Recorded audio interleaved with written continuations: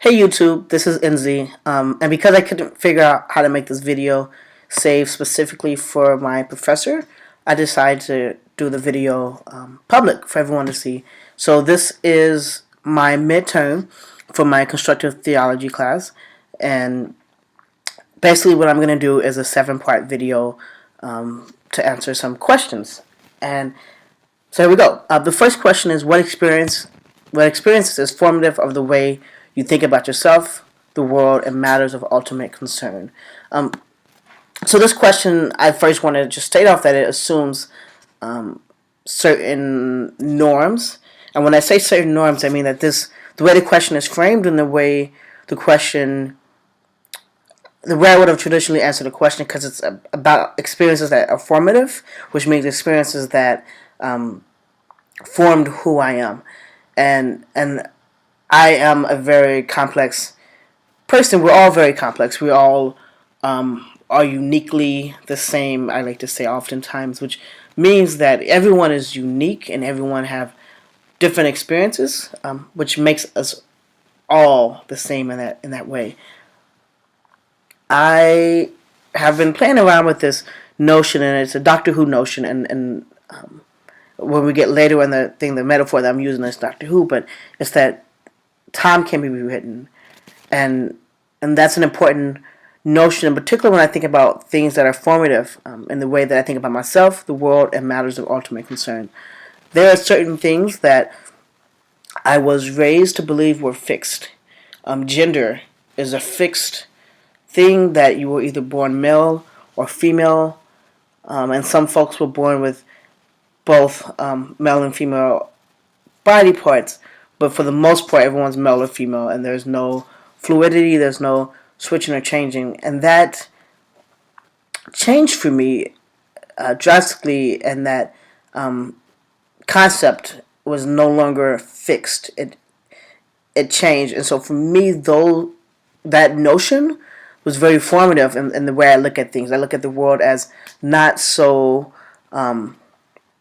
absolute. I as a person who was an evangelical Christian at one point in my life, and I looked at things as very absolute. I laughed in the face of anyone that believed in relativity, and that was just the life that I lived. But going from something that was so absolute to something that realizing that people come in different shapes and sizes, and people have different opinions, and just because I believe something very strongly, and just because I believe what I believe is right, it does not make another person's belief wrong. And that is one of the few things that has formed the way I look at things. And part of that is gender. Another aspect is religion.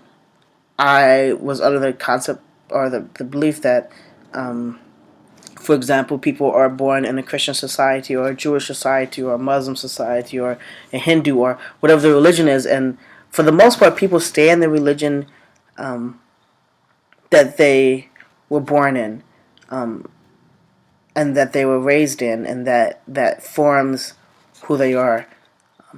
And that's not always true. There are many people who choose Judaism for whatever reasons, and find a home within Judaism or within Islam or within other religions that are not that of their upbringing. And that makes sense for them, and it allows them to be their ultimate selves. And so the understanding that things are flux and that things are fluid and that life is not so absolute and that life is not so certain, that certain trajectories that we take in our life can change based upon small decisions, or certain trajectories are not always fixed. And understanding that, and those experiences that I've had in my life, and the changes and the fluidity that I've had in my life have impacted the way that I've looked at the world. Sometimes the world is so bleak and so painful and so incomprehensible, but I continue and I strongly believe that there's always flux, and that people always have the ability to change. And so when it comes to matters of ultimate concern, I I have to believe and I have to strongly hope in a world that is not always going to be so